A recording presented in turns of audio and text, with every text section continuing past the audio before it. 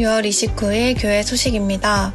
오늘 예배에 참석하신 모든 분들을 주님의 이름으로 환영하고 축복합니다. 우리 밝은 교회는 성경적인 교회인 신약교회 회복을 위해 영혼을 구원하여 제자 삼는 삶을 교회의 존재 목적으로 품고 있습니다. 오늘 예배를 통해서 구주이신 예수님을 만나시고 하늘의 복 많이 받으세요. 2025년 사역 표어입니다. 다 같이 읽겠습니다. 시작. 주님과 우리가 함께 가면 길이 열립니다. 행복한 만남이 있습니다. 일시는 6월 29일, 7월 6일, 7월 13일 점심시간이고 장소는 2층 VIP룸입니다. 참가자는 황성원 형제, 황현주 자매입니다. 담당은 김복순 목녀님입니다. 상반기 성공부 수료식이 있습니다. 일시는 6월 29일 주일 1, 2부 예배입니다. 대상은 삼공부 수료자 일동이고 담당은 최병기 목사님입니다. 돕는 기도팀 재신청을 받습니다. 일시는 6월 29일 주일에서 7월 6일 주일입니다. 신청팀은 이하루 기도팀 신유희 목사님, 밝은 돕는 기도팀 김임순 목사님, 1.2 예배 돕는 기도팀 이현수 목사님, 박월순 목녀님, 영혼구원 돕는 기도팀 황혁희 목사님입니다. 신청 방법은 각 돕는 기도팀장들에게 해주시면 됩니다. 담당은 최영우 목사님입니다. 박용기 집사 팔순잔치에 초대합니다. 일시는 7월 12일 토요일 오전 11시 30분이고 장소는 숯불갈비 화랑골입니다. 담당은 신경기 목사님입니다. 이동열 교수와 함께하는 자녀를 세우는 부모학교가 있습니다. 일시는 7월 19일 토요일 저녁 7시고 주제는 마음을 따르지 않을 용기입니다. 장소는 예배실이고 담당은 최병기 목사님입니다. 예배 회복이 신앙의 회복입니다. 주일 연합 예배 로마서 시리즈 한 사람의 영향력 복음의 힘 12 수요 예배 밝은 영성의 삶 시리즈 3 영성에 대한 오해 설교 동영상을 보며 말씀의 삶을 살려고 노력합니다. 설교 동영상으로 VIP와 결석한 목원들을 섬깁니다. 돕는 기도 부탁드립니다. 1시간 기도 챌린지를 통하여 일상 기도의 삶이 자연스러운 양송이 되도록 도와주시옵소서. 공적 예배의 회복이 신앙의 회복임을 깨닫고 기쁨으로 참여하도록 은혜를 내려주시옵소서. 하나님과 동행하는 일상 영성의 삶을 살아가도록 성령님 도와주시옵소서. 주님, 지금은 우리 성도들의 기도의 타이밍입니다. 은혜를 내려주시옵소서. 하나님의 인도받는 일상 묵상의 삶을 살도록 도와주시옵소서. VIP를 섬길 수 있는 지혜와 은혜를 베풀어 주셔서 일상 전도의 삶을 살도록 도와주시옵소서. 교회 청소 섬김 목장입니다. 6월 28일에는 대학원 목장, 7월 5일에는 작은교회 목장이 섬겨주시겠습니다. 교회 중식 섬김 목장입니다. 6월 29일에는 쉼터 목장, 7월 6일에는 주닮은 목장이 섬겨주시겠습니다. 항상 교회를 섬기시는 밝은 교회 가족들이 자랑스럽습니다. 암송 구절입니다. 로마서 9장 11절 말씀 다 같이 읽겠습니다. 시작. 그들이 태어나기도 전에 무슨 선이나 악을 행하기도 전에 택하심이라는 원리를 따라 세우신 하나님이 계획이 살아있게 하시려고. 로마서 9장 11절 말씀. 아멘.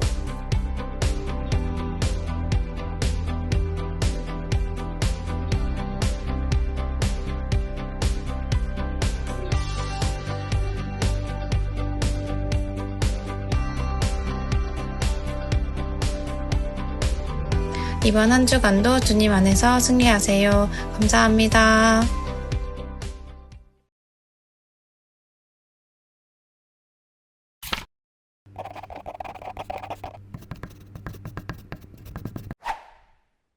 상반기 삶 공부를 잘 마칠 수 있어서 너무 감사합니다. 또 여러분 함께 해주신 우리 성도들도 수고 많이 하셨습니다. 그런데 제가 삶 공부를 항상 준비할 때마다 제 마음에는 부담도 아주 많고 긴장됨도 아주 많이 있습니다. 어느 때에는 삶 공부를 인도하고 난 다음에 내가 생각해도 너무 잘했어. 그럴 때가 있습니다. 그런데 어느 때에는 내가 왜 그랬지? 왜 그렇게 했지? 후회스러운 적도 많이 있습니다. 또 어느 때는 상공부가 다 끝나고 수료식까지 끝났는데 제 마음에 왜 그것밖에 못했을까라는 그런 좌절감, 실패감도 저에게 찾아오는 경우도 있습니다. 그래서 저는 이제 상공부를 준비할 때 하나님 앞에 기도하게 되죠. 기도하면서 하나님, 상공부를 어떻게 인도하면 좋을까요? 또 우리 성도들이 기대하고 또 상공부에 시간을 들여서 참여하는데 어떻게 하면 좋을까요? 이렇게 기도하면서 섬기게 되는데 이번 상반기 상공부 가운데 하나님 주셨던 마음이 성령이 이끄시는 상공부를 하면 좋겠다라는 마음을 주셨어요. 그래서 기도하면서 하나님 어떻게 제가 상공부를 인도할지에 대해서 여쭙고 상공부를 인도했던 것 같습니다. 그랬더니 많은 간증들이 참 있게 됐고 또 기도 응답도 많이 있었던 것들을 보게 됩니다. 성령이 이끄시는 상공부는 다름이 아니고 내가 준비한 모든 것들을 다 전하는 것이 아니고 성령께서 어느 순간 저에게 어떤 마음을 주시면 그 순간 상공부를 멈추고 기도하는 겁니다. 그래서 어떤 분이 간증을 이렇게 나눠요. 우리 나눔을 많이 하니까 나눔을 이렇게 하면 그 가운데 하나님께서 멈추라는 마음을 주세요. 그러면 멈추고 그러면 우리 같이 기도해 볼까요? 하나님께서 어떤 은혜를 주실지 기대하면서 우리가 같이 기도하는 일들이 있습니다. 근데 그때마다 하나님이 은혜를 주시더라고요. 그때마다 응답을 주시고 그때마다 하나님께서 원하시는 일들이 일어나는 것을 봤습니다. 우리가 인생을 살 때도 그렇지 않을까 싶습니다. 내가 계획한 대로 내가 생각한 일정대로 살아가는 것이 아니고 하나님께서 나에게 주시는 마음이 있어요. 그때는 멈춰야 됩니다. 멈추고 주님 어떻게 할까요? 여쭙고 인도함 받아야 됩니다. 그래야지 우리의 삶 속에 하나님의 역사심을 경험하고 체험하고 간증할 수 있지. 그러지 않으면 내가 성령의 인도함 받는다 하면서도 사실 내가 다 삽니다. 우리의 신앙이 내가 살아가는 신앙이 아니라 성령이 이끄는 삶이 될 때 우리는 성도의 삶, 제자의 삶이라는 것을 경험하게 될 줄로 믿습니다. 여러분 삶 속에 그 삶이 경험되었으면 좋겠습니다. 뿐만 아니라 여러분 목장 모임에서도 그렇게 해 주시면 좋을 것 같아요. 순서가 중요합니다. 표준 순서가 있기 때문에 순서를 따라서 하셔야 됩니다. 하지만 성령께서 인도하는 가운데 멈추러 가시면 목장을 멈춰야 됩니다. 그리고 함께 어떤 사안에 대해서 함께 기도하는 시간을 가지셔야 됩니다. 그래야지 성령께서 이끄는 목장이 되지, 그러지 않으면 목자 목녀가 주인 되는 경우가 굉장히 많습니다. 교회를 섬길 때도 저 역시 그렇습니다. 하나님께서 멈추라면 제가 멈출 줄 알아야 됩니다. 그러니까 여러분들이 저를 위해서 기도할 때 어떤 목사가 되어야 되냐면 성령이 이끄는 목사가 되어야 됩니다. 그러지 않으면 내 생각대로 내 경험대로 교회를 이끌어갈 수 있습니다. 그러고 난 다음에 후회하게 되고 또 좌절감을 경험하게 됩니다. 여러분 성령이 이끄시는 삶이 여러분 삶 속에 꼭 경험되어지시기를 주님의 이름으로 축복합니다. 오늘 제목입니다. 주제입니다. 하나님의 권한은 택하십니다. 하나님의 권한은 택하십니다. 시작. 하나님의 권한은 택하십니다. 하나님만의 권한이 있습니다. 우리가 건접할 수 없는, 우리가 무엇을 할 수 없는 오직 하나님만이 가지고 계시는 권한이 있습니다. 그것이 뭐냐면 택하심입니다. 이것은 우리가 노력하거나 우리의 의지가 있거나 내가 무엇을 해서 예수를 믿는 것이 아니고 이것은 오로지 하나님의 권한입니다. 그래서 내가 어떻게 구원받았지? 저도 잘 모릅니다. 내가 뭘 열심히 했기 때문에 구원받았나요? 아니에요. 내가 뭘 잘할 것 같으니까 구원받았나요? 그것도 아니에요. 알고 보니까 그냥 하나님의 사랑이에요. 하나님이 나를 구원하신 것은 전적으로 하나님의 전지전능하신 능력으로 나를 구원하셨다는 것. 그러니 우리가 예수 믿는 우리가 누구 한 사람도 하나님 앞에 자랑할 사람이 있습니까? 아무도 없다는 거예요. 예수 믿고 난 다음에 내가 하나님에 의해서 충성하는 것은요, 그거는 자연스러운 거예요. 그거는 하나님이 나를 구원하셨기 때문에 내가 하나님을 위해서 봉사하고 섬기고 헌신하고 하는 것은요, 너무나 자연스러운 일이라는 거예요. 이것을 누가 하라 마라가 아니라 하나님이 나를 구원하셨다는 걸 아는 사람은요, 교회 공동체가 하나님의 유익 안에서 움직이도록 섬기는 것은요, 너무나 당연하고 마땅한 일이라는 거예요. 저는 여러분 삶 속에 하나님의 권한이 택하심이다. 이 말이 우리에게 복음이 됐으면 좋겠어요. 하나님이 얼마나 능력과 권세가 많으신데 나를 구원하시겠을까? 그렇다면 나의 잘잘못은 아무것도 아니라는 거예요. 구원에서는. 우리는 생각합니다. 내가 뭔가를 잘해야 될 것 같은 그런 강박이 우리에게 있습니다. 하지만 그 강박을 내려놓으십시오. 우리가 뭘 잘하는 것보다 하나님이 우리를 위해서 잘하시는 게 더 빠릅니다. 그러니까 내가 뭘 하려고 하는 것을 자꾸 내려놓으셔야 됩니다. 그래야지 신앙생활이 자연스럽고 평안합니다. 그러지 않으면 내가 뭘 하려고 하면 내 눈으로 보는 한계밖에 못 봅니다. 그게 아니고 하나님이 보게 하시는 것을 보게 되면요, 놀란 은혜가 있습니다. 아, 하나님이 나를 위해서 이런 것들을 준비하셨구나. 하나님이 이렇게 인도하실 것 같다라고 하는 믿음이 우리에게 충만해집니다. 저는 우리 성도들이 그런 삶을 살았으면 좋겠습니다. 내 눈에 제한된, 내 지식에 제한된, 내 생각에 제한된, 내 경험에 제한된 삶이 아니고 하나님께서 나를 이끌어 가시는 그 놀라운 은혜 가운데 풍성한 삶을 누리시기를 주님의 이름으로 축복합니다. 구원이 무엇인가? 오늘 본문에는 특별히 9장에는 구원이 무엇인가에 대해서 우리에게 잘 설명해 주고 있습니다. 첫 번째는 구원은 누구의 전문 분야예요? 하나님의 전문 분야. 그러니까 우리가 안달복달한다고 구원이 되어주고 안 되어주고가 아니라는 거예요. 구원은 누구의 뜻대로 됩니까? 하나님의 뜻대로 됩니다. 그러니 우리가 구원 앞에서 내가 자랑할 게 없어요. 내가 누군가를 섬겼어요. 그거는 하나님의 은혜가 나에게 있었기 때문에 내가 하는 것이에요.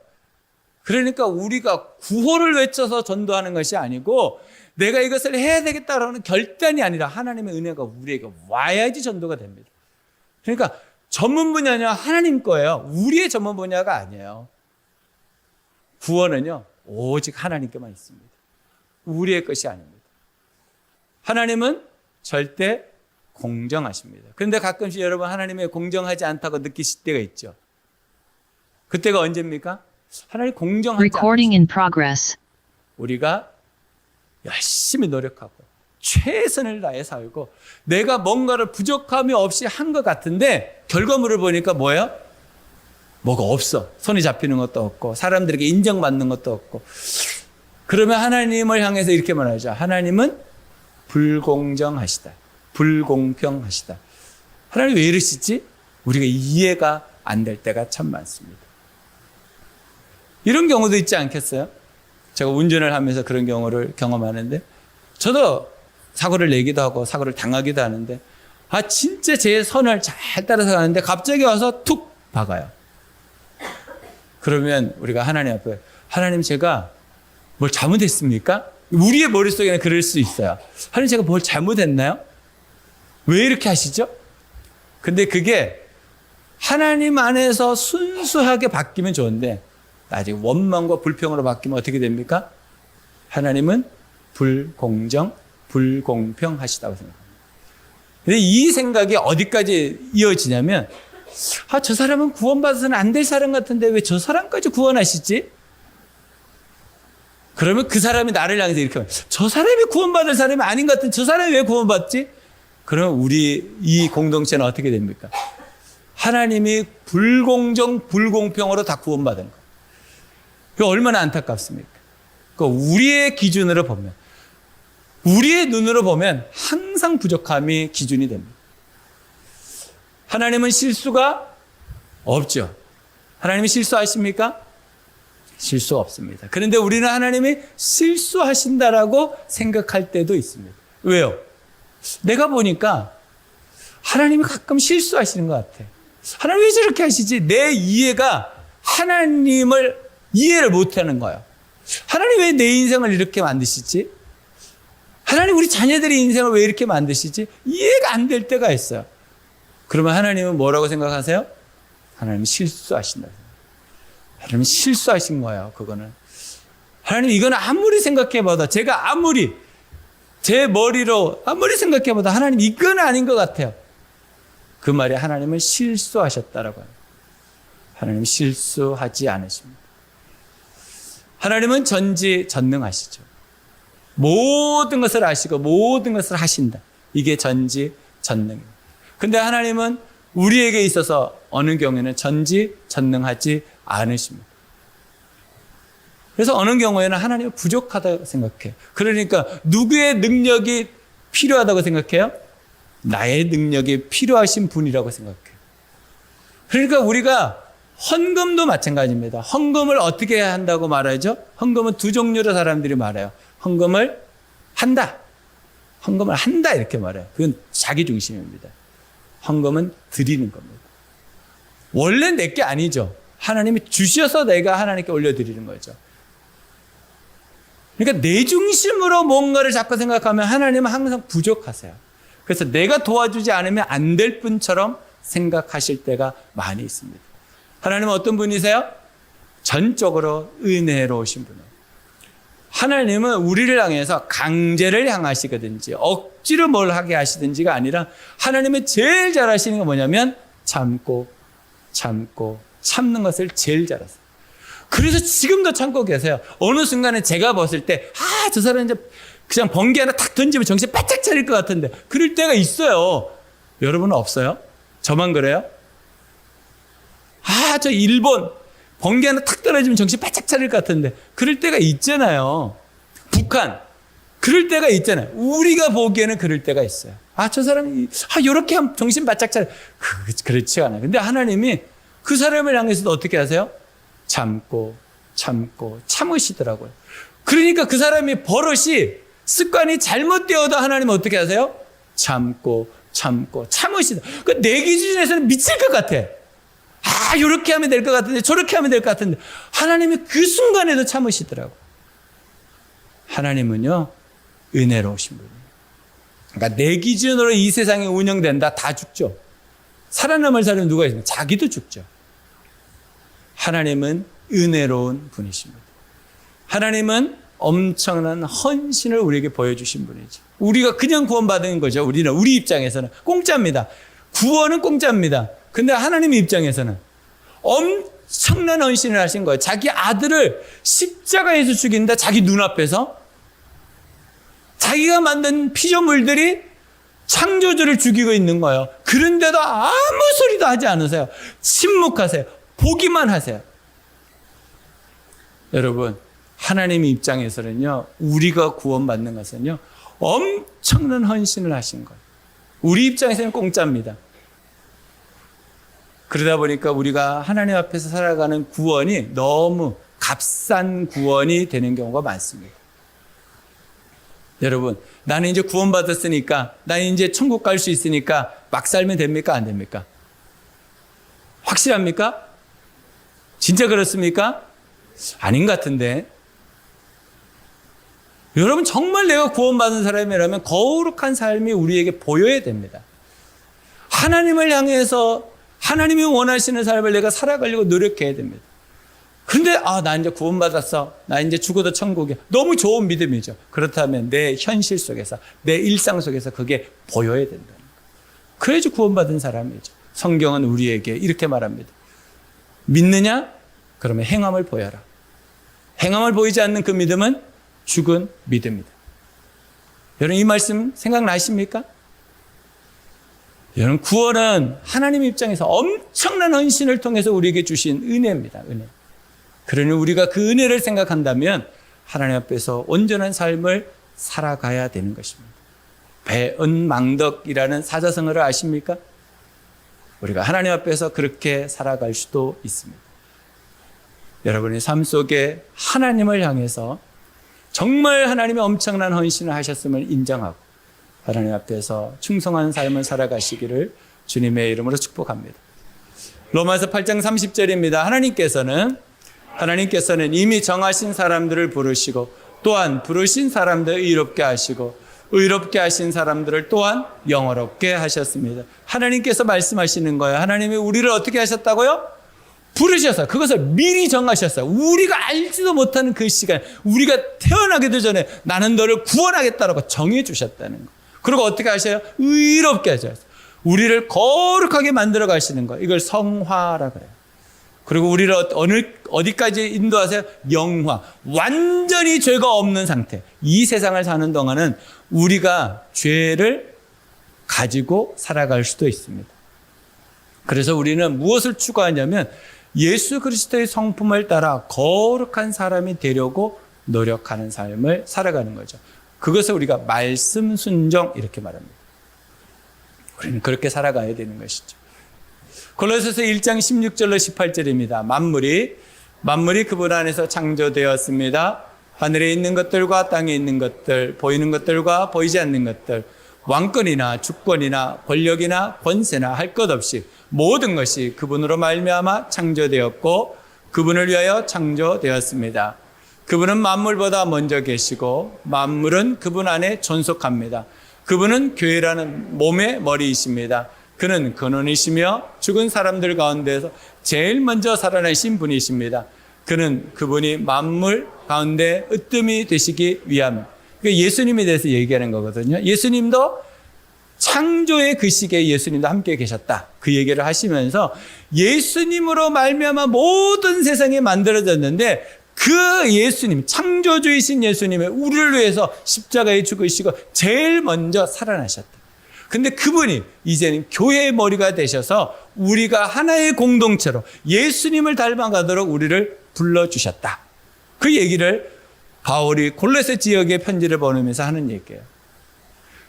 우리가 이 말씀을 들으면서 깨달아야 될 것은 하나님이 내 주인이시구나. 이렇게 깨달아야 됩니다. 하나님이 내 주인이시구나. 그러니 우리가 하나님의 주인이심을 인정한다면 그 말씀 앞에서 순종하고 사는 것은 너무나 마땅하다. 왜냐하면 하나님은 나를 좋아하시고 나를 사랑하시기 때문에. 그럼 어떻게 구원을 경험할 수 있을까요? 첫 번째는 인간의 한계를 인정합니다. 인간의 한계를 인정합니다. 시작. 인간의 한계를 인정합니다. 16절입니다. 그러므로 그것은 사람의 의지나 노력에 달려있는 것이 아니라 하나님의 자비에 달려 있습니다. 그러니 우리가 예수 그리스도를 믿으면서 지금도 우리가 자꾸 빠지는 함정이 뭐냐면 내 노력과 내 의지로 구원을 받는다는 생각이에요. 기독교의 모든 종교화되어 있는 것들은 다 사람의 의지나 노력이 필요합니다. 그것을 해내지 않으면 안 돼요. 단계를 지나가지 않으면 안 돼요. 우리는 그거는 것이 없습니다. 하나님은 우리에게 주신 그 은혜를 은혜다 이렇게 말해요. 은혜라는 말 원래의 뜻은 내가 어떤 조건도 공로도 없는데 나에게 가장 필요한 것을 주셨다라는 뜻입니다. 나에게 가장 알맞는 것을 주셨다라는 것. 내가 무엇을 해서 구원을 받은 게 아니고 하나님의 자비, 하나님의 사랑, 하나님의 은혜 때문이다라는 것. 그러니까 우리가 뭘 인정하냐면 나는 한계가 있는 사람이구나라는 것. 여러분, 이 세상에 수많은 권력자들이 그 권력의 단맛을 보면서 이렇게 생각했습니다. 내가 죽지 않을 수 있다면 이 권력을 영원토록 내가 사용할 수 있지 않을까? 누릴 수 있지 않을까? 생각하면서 영원토록 살려고 노력들을 많이 했습니다. 그러나 한 사람도 살아남은 자는 없습니다. 왜냐하면 그 사람은 권력의 함정에 빠져서 자기가 죽는다는 것을 생각지 못한 거예요. 여러분, 이 세상에서 살아남을 자는 아무도 없습니다. 그러니 우리는 뭘 인정하고 살아야 되냐면 나의 한계를 인정하고 살아야지 하나님을 의지하지. 내가 다 할 수 있다. 우리가 어떻게 다 합니까? 여러분, 한 3일 동안만 잠을 안 자고 한번 버텨보실래요? 그럼 어떻게 되나? 한계가 금방 보일걸요? 여러분, 한 10일 동안만 굶어 보실래요? 그러면 다이어트 되고 좋겠죠? 살 힘이 없을 겁니다. 잠 못 자죠, 못 먹죠. 이게 기본인데 이것 딱 안 되면요, 내 한계가 얼마인지를 딱 경험하게 됩니다. 우리는요, 금방 한계를 드러내는 사람이에요. 우리의 한계가 있음을 인정해야 됩니다. 그래야지 하나님의 도움이 우리에게 오죠. 사탄의 통로가 있습니다. 사탄의 통로가 무엇입니까? 우리의 연약함입니다. 사탄은요, 우리의 연약함을 통해서 우리에게 옵니다. 사탄이 그냥 우리에게 맞고 오는 게 아니에요. 각자의 연약함이 있다. 연약함이 없는 사람이 이 세상에 있습니까? 없습니다. 다 있습니다. 그러니까 사탄이 그 연약함이라는 문을 통해서 우리에게 들어오거든요. 그런데 이 연약함의 문을 우리가 닫을 수 있는 방법이 있습니다. 그건 인정하는 겁니다. 하나님께 저는 연약합니다라고 인정하는, 나의 한계를 인정하는 것. 난 다 할 수 있어. 난 아무 문제 없어. 제일 연약한 사람입니다. 문제가 없을 수 없습니다. 연약이 없는 사람이 이 세상에 어디 있습니까? 그 사단이 인정하지 않는 사람들은 인정사정 봐주지 않고 무너뜨리거든. 여러분, 여러분의 연약을 인정하십시오. 그러면 하나님이 여러분을 보호하십니다. 세상의 본질은 무엇입니까? 세상의 본질. 여러분 세상의 본질 아십니까? 살아보니까 세상의 본질은 부족함입니다. 세상의 본질은 부족함입니다. 여러분들이 아무리 열심히 살아보십시오. 부족함이 채워지나? 안 채워집니다. 절대로 안 채워집니다. 아, 내가 이 사람하고 결혼하면 부족함이 채워지겠지. 살아보십시오. 알게 됩니다. 이게 아니구나 라는 것을 몇 날에 못돼 깨닫게 됩니다. 내가 학문을 이만큼 쌓으면 나에게 부족함이 없어지겠지. 해보십시오. 솔로몬은 우리에게 이렇게 말합니다. 아는 것이 많으면 질병이 많이 생긴다. 그래서 우리 옛날 어른들도 그러잖아요. 아는 게 뭐다? 잘 아시죠? 근데도 왜 그렇게 많이 알려고 그래? 여러분 지금 아는 것만 해도 충분해요. 안 해서 문제지. 우리에게는요 부족함이 있어요. 우리가 어느 시대를 살든지 누구를 만나든지 내가 어떤 시간 속에 있든지 부족함은요 날마다 경험하는, 이게 세상의 본질이라고요. 그러니까 여러분 부족함이 채워질 수 있는 길은 뭐냐면 하나님을 의지하는 길밖에 없어요. 그래야 부족이 채워집니다. 하나님을 의지하지 않고 내가 살아가잖아요. 부족은 날마다 경험하는 거예요. 여러분 주님을 의지하시기를 주님의 이름으로 축복합니다. 연약과 부족함의 원인이 뭘까요? 왜 연약함이 있고 부족함이 있을까요? 원인이 있지 않겠어요? 왜 그럴까요? 원인은 죄 때문입니다. 다른 이유가 없습니다. 왜 이 세상에 묻지마 살인이 있고 폭행이 있고 말도 안 되는 일들이 일어날까? 왜 그런 연약함과 부족함이 일어날까? 왜 우리는 열심히 사는데 안 될까? 이게 다 죄 때문입니다. 성경이 우리에게 하시는 말씀은 죄 때문입니다. 그러면 죄를 이길 수 있는 길은 뭐밖에 없습니까? 예수님을 구주와 주인으로 믿는 길, 그 한 길밖에 없습니다. 오직 한 길이라 그래요. 예수님 외에는 죄를 이길 길이 없습니다. 그러니까 예수 그리스도를 믿을 때 우리의 연약함과 우리의 부족함은 사라지게 됩니다. 여러분 주 예수를 꼭 믿으시기를 주님의 이름으로 축복합니다. 성도와 제자의 삶은 성령으로 사는 삶이고 기도와 말씀 묵상으로 사는 삶입니다. 내가 성도다, 내가 구원받은 사람이다. 그렇다면 우리가 어떤 삶을 살아가야 되냐면 내가 성령으로 사는 삶을 살아야 됩니다. 그 삶은 기도와 말씀 묵상으로만 가능합니다. 기도하지 않고 말씀 묵상하지 않는데 성령 충만하다, 위험합니다. 내가 기도와 말씀 묵상한 삶을 살면 자연스럽게 성령이 나를 이끌어 가시게 됩니다. 여러분 삶 속에, 일상 속에 여러분 기도와 묵상의 삶을 꼭 살아가시기를 주님의 이름으로 축복합니다. 두 번째는 하나님의 전지전능하심을 인정합니다. 하나님의 전지전능하심을 인정합니다. 시작. 하나님의 전지전능하심을 인정합니다. 11절 12절입니다. 그들이 태어나기도 전에 무슨 선이나 악을 행하기도 전에 택하심이라는 원리를 따라 세우신 하나님의 계획에 살아있게 하시려고, 또 이러한 일이 사람의 행위에 근거한 것이 아니라 부르시는 분께 달려있음을 나타내시려고 하나님께서 리브가에게 말씀하시기를 형이 동생을 섬길 것이다 하셨습니다. 여러분 이 말은 사실은 말도 안 되는 말입니다. 형이 동생을 섬긴다는 말은요, 리브가가 살았던 그 당시의 사람들은 이해가 안 되는 말이에요. 우리 한국 문화에서 유교가 있기 때문에 결혼을 할 때도 형 먼저 가야지 동생이 먼저 가면 뭔가가 찝찝하잖아요. 그러니까 순서를 지켜서 가야지 그러잖아요. 근데 이 말이 무슨 말인가? 뱃속에 쌍둥이가 있었어요. 근데 나중 나오는 아이가 섬김을 받고 먼저 나온 아이가 나중 나온 아이를 섬긴다, 하나님의 말씀이었어요. 근데 이걸 누구만 알고 있었냐면 리브가만 알고 있었어요. 근데 나중에 리브가가 깨닫게 됐죠. 야곱이 에서에게 섬김받는 존재가 된다라는 것을 알게 되죠. 그러니까 인간의 순서보다 더 중요한 게 뭐라는 거예요? 하나님의 약속이라는 거예요. 하나님은 이삭을 구원의 시조로 삼으셨어요. 그리고 쌍태에서 태어난 아이 중에 순서와 관계없이 하나님이 정하신 사람이 구원받는 거예요. 장자가 되는 겁니다. 그러니까 우리가 생각하길 때는 이 사람은 구원받을 그런 인격과 인품과 성품과 다 있는데 저 사람은 구원 못 받겠지. 그런데 우리의 생각과 하나님의 생각은 다르더라는 거예요. 그러니까 여러분, 우리의 생각을 가지고 하나님을 자꾸 판단하면 문제가 생깁니다.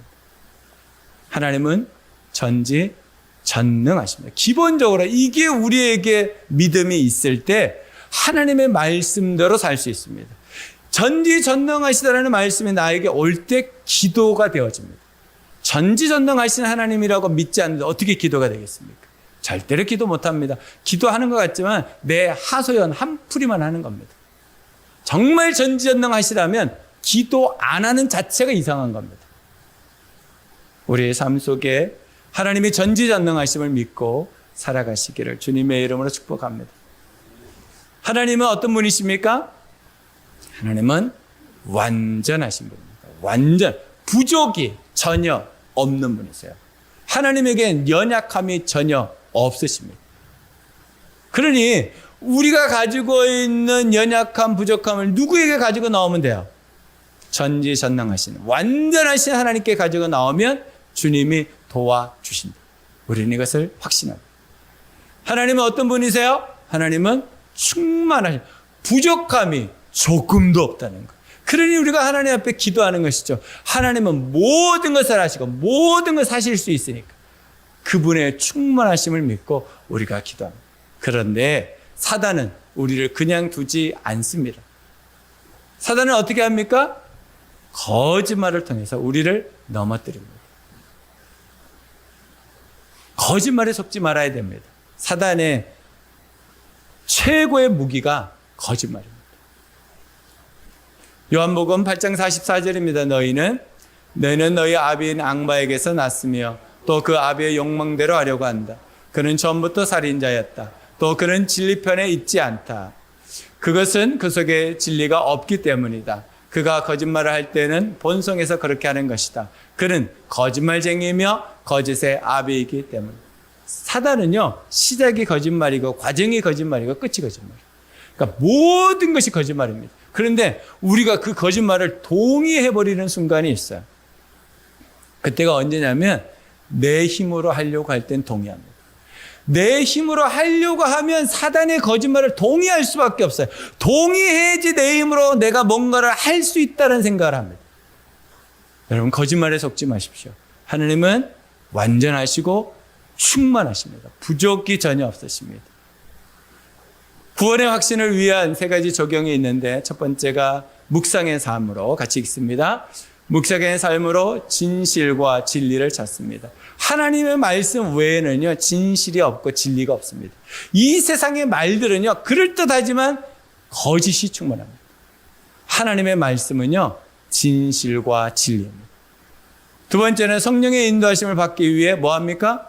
기도합니다. 내 힘으로 살지 않으려고 노력하는 것이 뭐냐면 기도예요. 그러니까 우리의 일상 속에서 하나님을 찾고 찾아야 하는 것이죠. 세 번째는 일상 영성의 삶을 위해 뭐 합니까? 단반지를 실천합니다. 단순, 반복, 지속. 이거를 끊임없이 여러분 훈련하셔야 돼요. 그래야지 우리가 일상 속에서 하나님과 동행하는 것을 경험할 수 있습니다. 단순, 반복, 지속. 하나님께 기도하고 말씀을 묵상을. 이 두 가지는 성경이 우리에게 계속해서 강조하고 있는, 주야로 하나님의 말씀을 묵상하라. 어디를 가든지 주님의 말씀대로 자르나 우르나 치우치지 말아라. 그러니까 우리에게 쉬지 말고 기도하라고 말씀하시는 거죠. 마태복음 5장 17절로 20절입니다. 이와 같이 좋은 나무는 좋은 열매를 맺고 나쁜 나무는 나쁜 열매를 맺는다. 좋은 나무가 나쁜 열매를 맺을 수 없고 나쁜 나무가 좋은 열매를 맺을 수 없다. 좋은 열매를 맺지 않는 나무는 찍어서 불 속에 던진다. 그러므로 너희는 그 열매를 보고 그 사람들을 알아야 한다. 여러분, 지금 나의 삶을 주님께서 좋은 열매라고 말씀하실까요? 아니면 나쁜 열매라고 말씀하실까요? 여러분, 우리에게 기회가 있는 것이죠. 주님 앞에 서는 그날까지 우리가 일상영성의 삶을 살아가야 하는 것입니다.